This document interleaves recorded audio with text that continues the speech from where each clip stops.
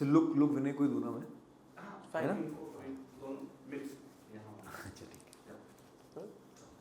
So hello and so good to see you Gaurav भाई।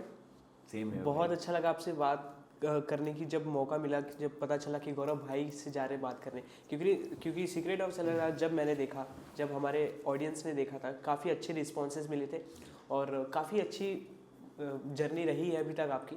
अगर आपको डिफाइन करनी हो, स्टार्ट वहाँ से करते, आपकी जर्नी कैसे देखते हैं आप? First of all thank you so much Vinay, is really kind of you भाई। एंड जर्नी कहाँ से स्टार्ट होती है यार? जर्नी तो फिलोसॉफिकली कहूँ जब से पैदा होते हैं जर्नी शुरू हो ही जाती है, but as an actor I think journey शुरू हो गई थी मेरी बचपन में ही यार। जब मैं थिएटर करना स्टार्ट किया था ना, तो वहाँ से मुझे स्वाद लग गया था और थिएटर करने में बहुत मज़ा आता था। तो आई थिंक शुरुआत तो जर्नी की 8 साल की उम्र से हो गई थी, जब मैंने एज अ चाइल्ड आर्टिस्ट काम करना स्टार्ट किया था। तो वो चाइल्ड आर्टिस्ट, मतलब आपने जब सोचा था कि कुछ करना है, तो वो पहला आपका एक्टिंग ही था?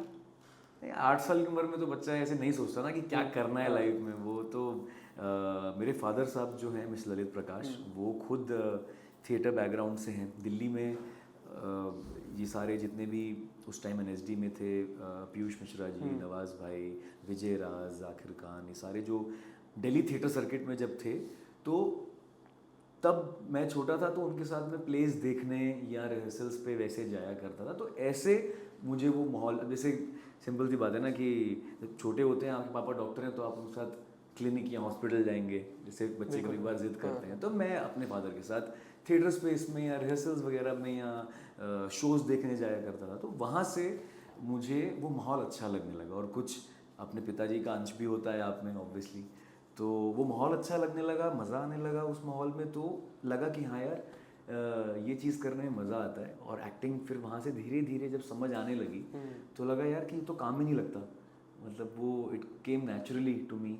और फिर हाँ, उस पर मेहनत करना वो एक अलग बात थी, अपनी क्राफ्ट पर काम करना। लेकिन समझ तब आ गया था कि ये माहौल, ये चीज़ अच्छी लग रही है, करना यही है लाइफ में। और उसके बाद जितने भी किरदारों में अपने आप को आपने डाला, दर्शकों के दिलों तक ही गए हो आप सीधा, चाहे वो शिद्दत हो जाए, चाहे वो द सीक्रेट ऑफ शैलेदार हो जाए, ज़्यादा मत उड़ करेंटली, जी। सब में भी। तो वो 2008 वाले थिएटर आर्टिस्ट के गौरव जी में और अब में क्या बदलाव आप अपने पर्सनली देखते हो?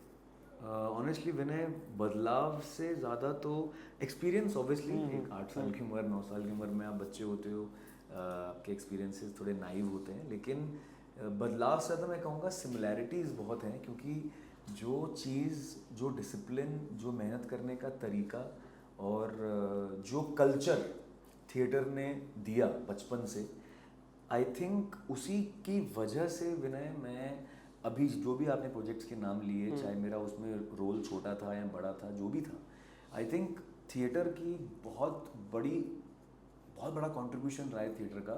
क्योंकि वो डिसिप्लिन जब मैं सिनेमा में या अपने रोल्स में लाया, चाहे वो छोटे किरदार थे, मतलब शिद्दत की आपने बात की, तो बहुत कम लोगों को याद है। बिकॉज तो मेरा हुलिया बिल्कुल अलग था, लुक एकदम अलग थी, तो बहुत कम लोगों को पता है उस कैरेक्टर के बारे में। और वो अच्छा कैरेक्टर था, पर वो उतना क्रूशियल नहीं था कहानी के लिए जितने कि मेरे बाकी किरदार, जैसे कि the secrets of the Shiledar की बात करें। तो from there to being on a poster, I think similarity ये रही है कि मैंने अपने छोटे रोल को भी और बड़े रोल को भी उतनी ही सिंसेरिटी से अप्रोच किया है और उतनी ही सिंसेरिटी से निभाया है। तो आई थिंक वो 8 साल के गौरव में और अब वाले थिएटर के गौरव में फ़र्क से ज़्यादा सिमिलैरिटीज़ हैं कि मैंने कभी भी मीडियम के हिसाब से या प्रोजेक्ट के स्केल और साइज़ के हिसाब से कभी अपनी मेहनत फ्लक्चुएट नहीं की। मैं उतनी ही शिद्दत से काम करता हूँ अभी भी। और यही एक आर्टिस्ट की पहचान होती है। सो गौरव जी को क्या स्क्रीन टाइम से भी इफेक्ट होता है? यार अब विथ टाइम, स्क्रीन टाइम से नहीं मुझे। अब देखो यार, आई बी वेरी ऑनेस्ट, लोग बहुत बाकी एक्टर्स क्या कहते हैं क्या नहीं, मैं अपनी बात करता हूँ। कुछ लोग बड़े आर्टिफिशियल जवाब भी देते हैं इस मामले में। देखो, स्टार्टिंग में जब आप बॉम्बे आते हो ना यार, आपको काम करना होता है, आपको पैसे कमाने होते हैं, बहुत महंगा शहर है, आपको सर्वाइव करना होता है यहाँ पे। तो आप कुछ भी करते हो, आपके पास चॉइस कम होती है कि भाई हाँ, आप चूज़ कर सकते हो कि मुझे ये नहीं करना यार, ये तो नहीं करूँगा, लेकिन फिर भी आपके पास उतनी लग्जरी नहीं होती, सबके पास जो उतने बड़े बड़े घरों से नहीं आते, सब जिनकी स्ट्रगल वाकई स्ट्रगल होती है, तो उन्हें काम करने पड़ते हैं। अब विद टाइम ऐसा हो गया है कि यार स्क्रीन टाइम से मुझे काम करना अभी भी बहुत पसंद है। मैं बहुत ही रेयरली मना करता हूँ किसी भी चीज़ को, बिकॉज आई लव वर्किंग। लेकिन मना करने का रीज़न सिर्फ एक हो सकता है कि मैं कुछ भी कैरिकेचरिस्ट नहीं करना चाहता, या कुछ रेपिटेटिव करने की मैं ट्राई करता हूँ कि अवॉइड करूँ कुछ भी रेपिटेटिव करना, या फिर अगर वो इतना नेग्लिजिबल रोल है कि कहानी में उससे कुछ फ़र्क ही नहीं पड़ता, फिर चाहे एक ही सीन क्यों ना हो, लेकिन कहते हैं ना आजकल की स्मॉल रोल बिग इम्पैक्ट करके एक वो नया ट्रेंड चला है, तो सच बात है। अगर एक सीन का भी रोल है तो वो मुझे पता है कि मैं एक ओवर मिलेगा तो भी कितने छक्के चौके मार सकता हूँ, मुझे पूरी इनिंग्स की ज़रूरत है नहीं है, वो बात की बात है। इम्पैक्टफुल होना चाहिए। तो आई थिंक लेंथ से ज़्यादा रोल की इम्पोर्टेंस और कहानी में उसका कंट्रीब्यूशन मैटर करता है, मेरा ये मानना है। तो ये क्या कौन सा लगता है आपके कौन से प्रोजेक्ट की वजह से, कौन से आपके किरदार की वजह से आपके करियर में ज़्यादा पुश मिला आपको? यार अभी और बहुत पुश मिलने बाकी हैं टू बी ऑनेस्ट, बट यहाँ तक मुझे लगता है जो रोल मैं अपनी रियल लाइफ में निभाता हूँ ना गौरव का, उसके पीछे कहानी है। क्योंकि जो मेरे अब तक के 2 सबसे बड़े प्रोजेक्ट रहे हैं, पुण्यश्लोक अहिल्या बाई और उसके बाद द सीक्रेट ऑफ द शीलेदास, ये दोनों सेम प्रोड्यूसर के। दशमी क्रिएशंस जो हैं, जिनकी अकेली फिल्म आई थी, ये उनके हैं। तो अहिल्या जब मुझे मिला तो मुझे प्योर ऑडिशन के बेसिस पर मिला था। मतलब मैं कोई उस समय इतना बड़ा नाम नहीं था कि मुझे अप्रोच किया गया था, मैंने ऑडिशन दिया था और वो बहुत ऑडिशंस कर चुके थे। हाँ, ये उतना मैं मानूंगा कि मेरा ऑडिशन काफ़ी स्ट्रॉन्ग था और इसलिए मुझे वो रोल मिला। लेकिन अब आपने कहा कौन से रोल से मुझे पुश मिला, मुझे इस मौके से पुश ऐसा मिला कि मुझे पहली बार ना यार एक प्लेटफॉर्म या एक मौका मिला अपनी ट्रू कैलिबर दिखाने का। तो जब 1.5 साल 2 साल मैंने अहिल्या किया और उसके लिए मेरा फिजिकल ट्रांसफॉर्मेशन की भी एक जर्नी थी। मुझे रोल में मतलब काफ़ी मसल गेन करना था, तो मैं 73 kg से 83-84 kg तक गया। चाहे ये मेहनत थी या 1.5 साल तक उस लेयर्ड कैरेक्टर को टेलीविज़न पर, जो मैंने आपको बोला कि मैंने उसको टेलीविज़न की तरह ट्रीट ही नहीं किया, ना कि वो शो और वो कैरेक्टर वैसे लिखा हुआ था। तो जो मेरी ऑनेस्टी थी ना उस 1.5 साल में, शिफ्ट हो गया था आउट ऑफ बॉम्बे, हमारी शूट थी ना बॉम्बे से बाहर नायगांव में, तो मैं 1.5 साल अपना पूरा यहाँ से सेटअप शिफ्ट करके सेट के पास चला गया था कि मुझे ज़्यादा से ज़्यादा टाइम जो है शूटिंग को और उसके बाद अपने जिम को, फिजिकल ट्रांसफॉर्मेशन को देना है। तो ये जो मेरी सिंसेरिटी थी, जो मैंने आपको बोला कि चाहे प्ले हो, चाहे टीवी हो, चाहे कुछ भी हो, वो सेम रहती है। When the producers saw this dedication, वहाँ से मुझे शीलेदार मिला। तो अब आप रोल को बोलेंगे कि किस रोल से बड़ा पुश मिला, या as an actor, as an individual, as a human being मेरा जो कंडक्ट था 1-1.5 साल पूरी टीम के साथ, जो मेरी सिंसेरिटी थी, तो आई थिंक लाइफ में मैंने जो एक रोल निभाया उसकी वजह से मेरे को एक के बाद एक काम से काम मिलता है, हम लोग सब जानते हैं। और ऐसे ही मेरे साथ भी हुआ है। So I am very grateful to the producers कि उन लोगों ने रिकग्नाइज़ किया मेरी उस सिंसेरिटी को और फिर कॉम्प्लीमेंट भी किया एक उससे बड़ा प्रोजेक्ट, इतनी बड़ी वेब सीरीज मुझे देकर। So now you are happy with your work? I was always happy with my work. देखो यार, एज एन एक्टर लोगों तक जब वो काम पहुंचता है और तारीफ मिलती है तो अच्छा लगता है, लेकिन एज एन एक्टर मैं अपने काम से हमेशा खुश रहा हूँ। और काम से मेरा मतलब ये कि मैं अब जितना एफर्ट डालता हूँ, काम देखो इज ऑलवेज, वो कहते हैं कि वही स्कोप ऑफ इम्प्रूवमेंट, वो वाली बातें सच हैं। लेकिन मेरा मानना ये है कि जब व्हेन आई फील कि मैंने अपना 100% दे दिया ना, मैं वहाँ सेटिस्फाइड हूँ। अब फिर चाहे वो शायद किसी को अच्छा लगे या ना लगे, मेरा उससे कोई लेना देना नहीं है। मेरे लिए मैटर ये करता है कि क्या मैंने अपना बेस्ट दिया या नहीं, वो मेरी प्रायोरिटी होती है। अब अच्छा लगना ना लगना लोगों को, ये तो मेरे हाथ में है नहीं। अपना बेस्ट करना मेरे हाथ में, तो मैं अपने काम से ऑन दैट लेवल हमेशा खुश रहा हूँ, because I genuinely try and give all that I can to any project और एनी रोल। मेरा सवाल इसलिए ये था कि आप अपने काम से खुश हैं कि नहीं, क्योंकि जब आपने कठोर राह से चल के मतलब कुछ अचीव करते हैं, एक बड़े पर्दे पे अपने आप को देखते हैं, तो आपके जो पीछे जो आपको फॉलो कर रहे हैं, जो आपसे इन्फ्लुएंस हो रहे हैं, वो भी एक स्ट्रगलर है। जिस तरह से वो ऑडिशन देते, जिस तरह से आपने दिया था, तो आपको देख के आगे जो बढ़ रहा है, तो उनके लिए आपको क्या कहना है कि मेहनत के साथ साथ नसीब का साथ होना बहुत ज़रूरी है? यार अभी मैं ऑनेस्टली बताऊं Vinay, I still feel I am like it's too early for me to say all these things. It's very kind of you and I would like to believe that कि लोग जर्नी से इंस्पायर हो रहे हैं, क्योंकि मैं अपने दिमाग में ना यार ऐसे नहीं सोचता ऑनेस्टली. मैं बस करता जाता हूँ काम. आप जैसे लोग मिलते हैं, ऐसा पता लगता है कि लोग काम पसंद कर रहे हैं और कुछ लोग इंस्पायर हो रहे हैं, तो इट्स वेरी ओवरवेलमिंग, अच्छा लगता है. बट कहना मैं यही चाहूँगा यार कि नसीब वाली बात तो है, सच है, बट मेरा ये भी मानना है विनय कि ना नसीब तब आपका और स्ट्रांग हो जाता है. ये कहीं सुनी बातें नहीं है सिर्फ, मैंने तो खुद आजमाया, इसलिए कह रहा हूँ कि आपका नसीब स्ट्रांग तब हो जाता है जब आप अपनी मेहनत स्ट्रांग कर लेते हो. क्योंकि जितनी ज़्यादा मेहनत आप करते हो उतना ज़्यादा लकी होने के आपके चांसेस बढ़ जाते हैं. तो मेरा उन जो भी फेलो एक्टर्स हैं या जो आते हैं, नए यंग लोग हैं जो आना चाहते हैं, मैं बस उनसे ये कहना चाहता हूँ यार कि इस फील्ड को, इस शहर को, इस क्राफ्ट को अंडर एस्टिमेट नहीं करना चाहिए, इतना हल्के में नहीं लेना चाहिए. क्योंकि आजकल ना यार ये इंस्टाग्राम और रील वाली दुनिया में ना लोग नाट्य कला, जो नाट्य शास्त्र, क्राफ्ट, रियाज, एक्टिंग का भी रियाज होता है एक, वो मुझे लगता है लोग ना उसकी बात नहीं करते हैं यार.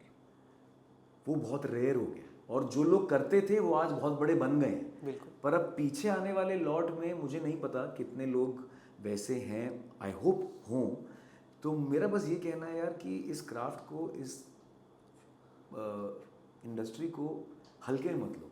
कि आपको लगता है कि आप सिर्फ जिम जाके या आप सुंदर दिखते हैं, आपके घर वालों ने, मोहल्ले वालों ने, कॉलेज स्कूल में आप फेमस रहे हैं, तो आपको लगता है कि यहाँ आके आप हीरो बन जाएंगे. ये सिर्फ ये सोचकर आना, मुझे लगता है it's very brutal to your own self.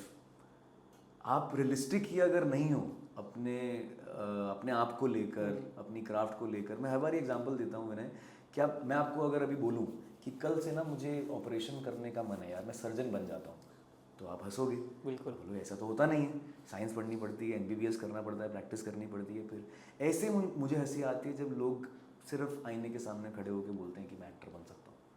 Same reaction मेरा होता है, क्योंकि मुझे लगता है कि बहुत पढ़ाई लिखाई की और एक प्रॉपर जर्नी की ज़रूरत है. और जो लोग ये नहीं समझते और उसको अंडर एस्टिमेट करते हैं, तो बस मेरी इकलौती यही राय है कि an acting is not a profession, it's a lifestyle. आप जब काम नहीं भी कर रहे हो ना, तो भी आप एज एन एक्टर क्या करते हो अपने उन 24 घंटों में, वो डिफाइन करता है कि आप क्या होने वाले हो. क्योंकि काम तो आप अगर एक वेब सीरीज़ कर रहे हो, आप 40 दिन, 50 दिन, 100 दिन शूट करोगे. उसके अलावा 265 दिन आप क्या कर रहे हो? क्या आप सिर्फ पार्टी करने को स्टार बनना बोलते हो, पैसा खर्च करने को, ट्रैवल करने को, बस हीरो वाली लाइफ जीने को? वो वहाँ पे ना बहुत फैक्ट चेक की ज़रूरत है. तो मैं बस ये कहना चाहता हूँ कि हर कोई रिजल्ट वाइज हीरो बनना चाहता है, लेकिन प्रोसेस कितने फॉलो कर रहे हैं, ये सवाल हमें अपने आप से पूछना चाहिए. That's a good example of good actor. जो आपने कहा मुझे बहुत अच्छी लगी वो लाइन कि मेहनत करो और नसीब के दरवाजे अपने आप खुल जाएंगे. बिल्कुल. तो ये तो रियलिटी है. आपको कैसे रिस्पॉन्सेस मिले द सीक्रेट ऑफ शैलेदार से? क्योंकि जिस तरह से मुझे पर्सनली अच्छा लगा एज एन एक्टर, आपको अच्छे अच्छे कमेंट आए होंगे. कुछ ऐसा रिएक्शन जो आप शेयर करना चाहते हैं? यार जब ये रोल आया था मेरे पास, और तो मेरी बस एक इंटेंशन थी कि मैं ना मेरे पास एक बहुत अच्छा फ़ायदा था इस शो में कि मेरा कैरेक्टर एकदम यंगेस्ट कैरेक्टर था पूरे शो में. तो एक वो चाइल्ड लाइक क्वालिटी थी उस कैरेक्टर में. तो लेकिन अगर आप देखें कि मेरे कैरेक्टर का बेस क्या था, वो था his love and devotion towards his brother. तो जब मैंने जो दिमाग में रख के वो भाई वाले केमिस्ट्री पर और एंगल पर जो काम किया, और जब लोगों ने स्पेसिफिकली वही बात पकड़ी जो आपने भी अभी इंटरव्यू की शुरुआत में बोला कि वो जो भाई वाला प्यार था, मैंने मतलब एक होता है ना कि आपको पता होता है कि आपकी शो में क्या पोजिशनिंग है. शीलेदार राजीव भाई का कैरेक्टर था, है ना. और एक बड़ी अच्छी कैप्शन डाली थी, मुझे याद है हॉटस्टार ने, बहुत बहुत that touched my heart really. मतलब I really feel very emotional जब भी मैं वो याद करता हूँ. तो एक कैप्शन थी राजीव भाई और मेरे सीन पर कि एक है खजाने का रखवाला और दूसरा शीलेदार. शीलेदार. तो ये मेरे लिए था कि यार हाँ, अगर राजीव भाई का कैरेक्टर का काम स्टोरी में खजाने की रक्षा था, तो मेरे कैरेक्टर का काम भाई की रक्षा था। और वो चीज़ जब लोगों ने स्पेसिफिकली टच की और उस पर कॉमेंट आया कि वी लव द केमिस्ट्री, और मुझे लगता है वो ब्रोमांस वाली जो केमिस्ट्री है ना यार, वो बड़ी अंडररेटेड है। जो दो भाइयों में या दो दोस्तों वाली जो केमिस्ट्री है, वो लोग देखना बहुत पसंद करते हैं। तो I am just very happy कि वो वैसी बाहर आ पाई जैसी मैंने कोशिश की थी। और जब स्पेसिफिकली लोग उसके बारे में बात करते हैं, तो वो मेरे लिए अब तक का सबसे सेटिस्फाइंग कॉम्प्लीमेंट होता है अबाउट दिस कैरेक्टर। तो ये ब्रोमांस कितना मतलब और रियल लाइफ में भी ज़रूरी है, क्योंकि हमने भी देखा है इस पे काफ़ी सारे लोग बोलते हैं, बाबा भी बोलते हैं, आर्टिस्ट भी बोलते हैं, जो लोग जिस पे बिलीव करें कि एक सुखी परिवार में जब भाइयों का प्रेम होता है जी, तो वो परिवार कभी नहीं टूटता। तो इस पे आप कितना बिलीव करते हैं? बिल्कुल सच है। मुझे लगता है सिर्फ भाइयों का रिश्ता ही नहीं यार, चाहे फैमिली हो या इनफैक्ट सबसे ज़्यादा ज़रूरी तो आपका रिश्ता जो अपने साथ है वो कितना प्योर है, ये मैटर करता है आजकल तो मुझे। क्योंकि मेरा ये मानना है कि दूसरों से रिश्ते ना आपके डिपेंड करते हैं इस चीज़ पर कि आपका अपने साथ रिश्ता कितना ईमानदार है। कि जो आप दुनिया को प्रोजेक्ट करते हैं, जो आप हैं और जो आप वाकई में हैं, उसमें कितना फासला है या कितनी सिमिलैरिटी है। उस बेसिस पर आपके रिश्ते आपके माँ, पिता, भाई, बहन, पत्नी, पति, इनसे डिफाइन होते हैं। क्योंकि जितने ईमानदार आप खुद से हैं ना, उतने ही ईमानदार आप अपने किसी भी रिश्ते में होते हैं। तो मेरा ये मानना है कि it's directly proportional, the honesty between any relationship is directly proportional to how honest you are to your self. तो ऑफकोर्स फिर वो भाई हों, चाहे कोई भी रिश्ता हो, वहाँ जब जेन्युइन प्यार होता है यार, तो चीज़ें फ्लरिश करती हैं। वो तो हमने देखा ही है। और वो कहते हैं ना कि एक गंदी मछली भी पूरा तालाब गंदा कर देती है। तो पूरे घर परिवार में कोई एक भी अगर ऐसी नेगेटिव एनर्जी हो, तो कहीं ना कहीं असर तो पड़ता ही है। बट आई फील उसको सेट करने का सबसे सिंपल तरीका जो मैंने ढूंढा है, और सबसे मुश्किल एट द सेम टाइम, आप अपने आप से कितने सिंक में हैं और कितने ऑनेस्ट हैं। आईने में दिखने वाला चेहरा और दुनिया को दिखने वाला चेहरा कितना ऑनेस्ट है, वो बहुत मैटर ज़्यादा करता है, इम्पोर्टेंट। बहुत इम्पोर्टेंट है। तो जब 8 साल के गौरव जब थिएटर देखने जाते थे, नवाजुद्दीन सिद्दीकी सर का ये सब, उनके साथ जब उनको काम करने का मौका मिला एज एन चाइल्ड आर्टिस्ट, वो कितना ज़्यादा इंटरेस्टिंग हो गया था यार। उस समय तो मैंने कहा ना, जब देखने जाता था और तभी मौका मिल गया, तो 8 साल का बच्चे के लिए तो वो, और तब नवाज भाई खुद भी नवाज भाई धीरे धीरे बन रहे थे। तो उस समय ऐसी कोई फीलिंग नहीं थी कि मतलब भाई ये मैं क्या कर रहा हूँ, या ये मतलब वो अपने आप में ही एक बड़ी फीलिंग ये थी कि यार मुझे कुछ ऐसा करने का मौका मिल रहा है जो ये सब बड़े बड़े लोग कर रहे हैं। मेरे लिए बड़े बड़े लोग से मतलब सिर्फ होता ना कि बचपन में आपको पापा को देख के शेव करने का मन भी करता है। सारी हरकतें हम करते हैं कि जो बड़े लोग कर रहे हैं मुझे भी करना है। तो मेरे लिए वो फीलिंग सिर्फ इसलिए स्पेशल थी कि यार मुझे मंच पे इतने सारे लोगों के सामने कुछ परफॉर्म करने का मौका मिला था। अब मैं ज़रूर चाहूँगा कि बड़े होने के बाद मुझे नवाज भाई के साथ स्क्रीन शेयर करने का मौका मिले तो और मज़ा आएगा। बट स्टेज शेयर करना तो हाँ मज़ेदार था यार। Now that I look back, मुझे लगता है कि हाँ यार वो काफ़ी इंटरेस्टिंग विजुअल रहा होगा। कि उसी कोई फ़ोटो या तस्वीर नहीं है मेरे पास, लेकिन नवाज भाई से मैं मिला था हाल ही में, तो हमने वो बात डिस्कस की थी, मुझे याद है क्लियरली, बिकॉज वो नाटक उनके बड़े दिल के करीब है आज भी। तो हाँ, it's a very beautiful memory है। ये बात बता के लोगों को और आपने एक्साइट किया कि वो थिएटर कैसा हुआ होगा जब आप दोनों साथ में एक शो कर रहे थे। अब के पोजीशन को लेके नवाज सर के जिस तरह के अब पोजीशन पे, उस बारे में उनको क्या कहना है, उनके बारे में अगर कुछ कहना तो?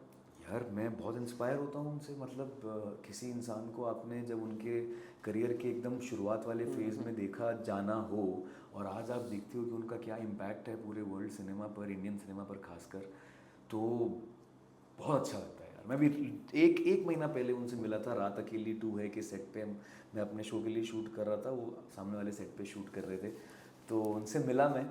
और मुझे सबसे ज़्यादा अच्छी उनके बारे में यही बात लगती है यार अभी भी, कि मटेरियल सक्सेस, घर, गाड़ी, बंगला, ये सब तो चलो ठीक है, ज़रूरी है, हो जाता है, पर उसके बाद भी आज उनके साथ बैठो तो उनकी बातें क्राफ्ट, एक्टिंग, परफॉर्मेंस, स्टोरी, इस सब को लेके ही है। तो आपको समझ में ये आता है और आप इंस्पायर ये होते हो। और सीखने वाली बात यहाँ ये है कि जिस चीज़ ने उन्हें जो बनाया है, वो आज भी उसी चीज़ की वैल्यू सबसे ज़्यादा करते हैं।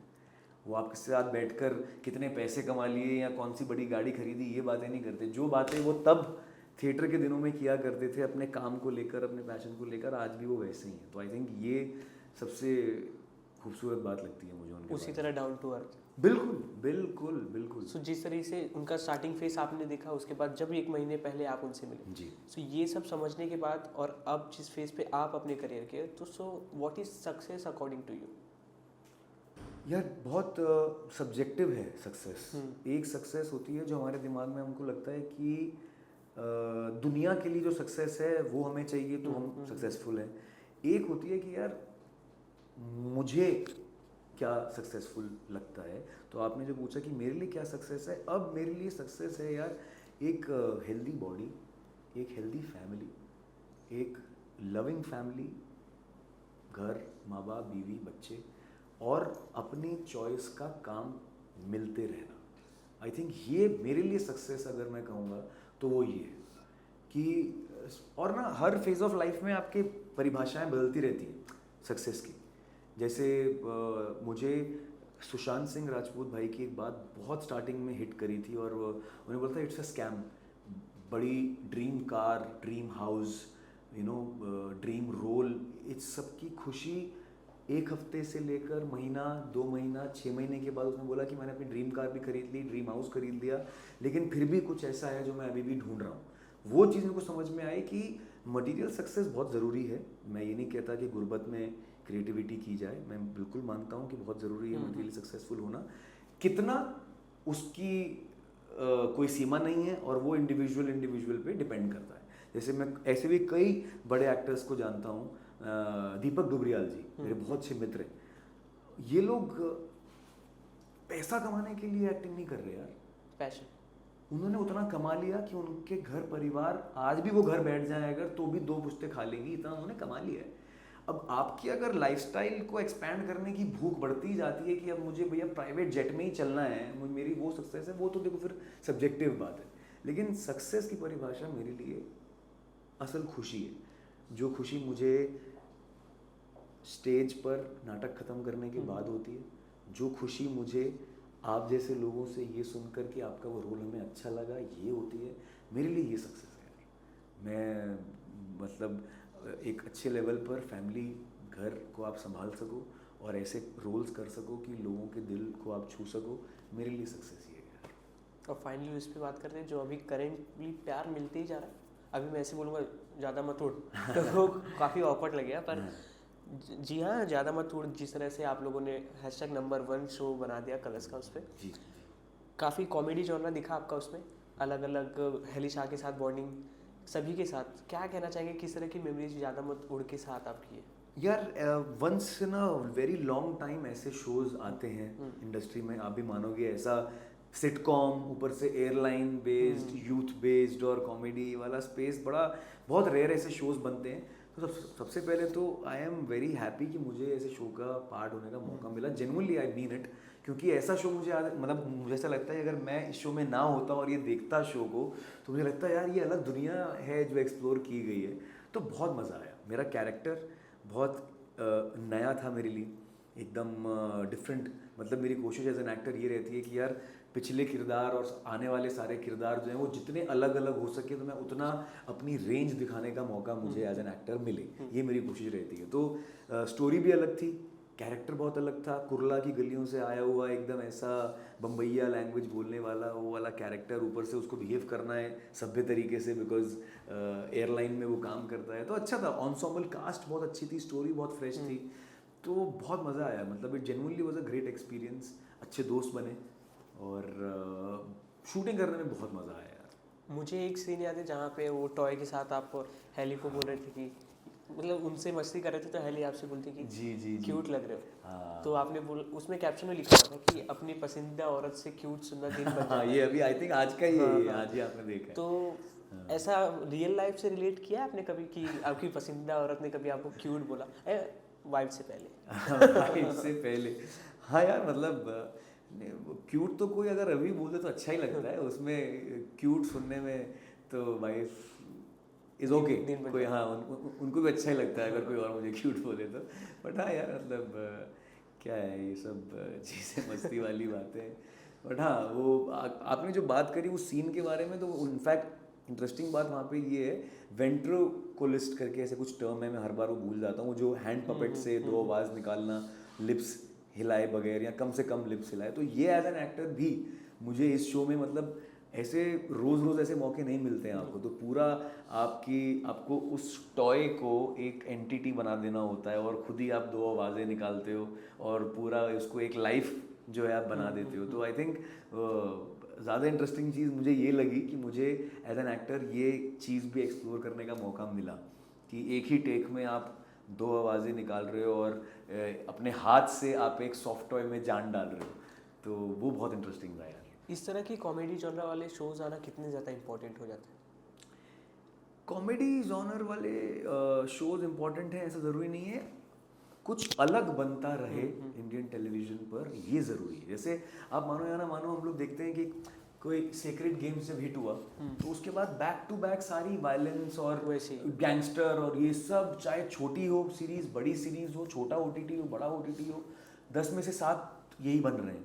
तो हम लोग ऐसा लगता है कि वो एक ट्रेंड कुछ आ जाता है कि चलो अब फ्रीडम फाइटर्स पे बन रही हैं तो उस पर ही बन रही हैं। मुझे लगता है कि ज़रूरी ये है कि कुछ नया होता रहे और हर कोई ना यार, मैं समझता हूँ कमर्शियल पॉइंट ऑफ व्यू से भी कोशिश ये रहती है कि यार जो भी आप बनाओ वो फीजिबल हो, सक्सेसफुल हो, पैसा कमा के दे।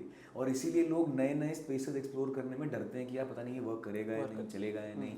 इसीलिए I was very happy to do the secrets of the Shiledars because it was something fresh. Munjya भी जो हमारे डायरेक्टर साहब की फिल्म थी, इतनी बड़ी सक्सेस, वो I think it is like it deserves to be uploaded like anything because कुछ नया बैक करने वाले प्रोड्यूसर्स चाहिए, प्लेटफॉर्म्स चाहिए और कुछ नया होगा तभी तो ऑडियंस को अच्छा लग रहा है, नहीं लग रहा है पता लगेगा ना। अब किसने सोचा था बताओ कि मुंजिया जैसी चीज़ वर्क करेगी। और मैंने जब प्रोमो देखा था शूट के दौरान, सर ने हमको पहले दिखाया था जब बाहर भी नहीं आया था प्रोमो, आई वॉज ब्लोन कि यार ये ऐसा भी कुछ हो सकता है। तो खैर बात ये है कि कॉमेडी जॉनर में कुछ कुछ बनना चाहिए ऐसा ज़रूरी नहीं है। नए एक्सपेरिमेंट्स को बैक करने वाले strong producers, strong platform, strong production houses हों, ये ज़रूरी है। जैसे स्त्री भी हमारे लिए एक नया चैप्टर था, है ना। फिर स्त्री 2 इतनी बड़ी सक्सेस, बहुत हिट हुई। तो ये मुझे लगता है कि यार ये चलते रहना चाहिए। नई नई चीज़ों का एक्सप्लोरेशन होना बहुत ज़रूरी है। चलना ना चलना ऑडियंस के हाथ में है, लेकिन ऑडियंस को भी पता है कुछ ना कुछ नया चाहिए। अब वो भी इतने ज़्यादा कंटेंट की अवेलेबिलिटी में ना उनका भी स्टैंडर्ड बढ़ गया है और भूख बढ़ गई है ऑडियंस की, कुछ नया, अलग, फ्रेश। तो क्रिएटिव जो लोग हैं उनके भी चैलेंजेस बढ़ गए हैं। उन्हें पता है कि भैया एवरेज काम अब चलेगा नहीं, ऑलरेडी बहुत चीज़ें मार्केट में रख दी गई हैं। So everybody has to up their game, जिसका अलग टेस्ट हो। आपका फेवरेट टेलीविजन शो कौन सा है? Television show Anupama. अब तो अनुपमा ही है। अब तो मैं अहिल्या बाई भी नहीं कह सकता। अब तो चूंकि वाइफ है अनुपमा में, तो आई थिंक सेकंड थर्ड भी कोई नहीं है, फर्स्ट ही है सिर्फ, और वो है अनुपमा।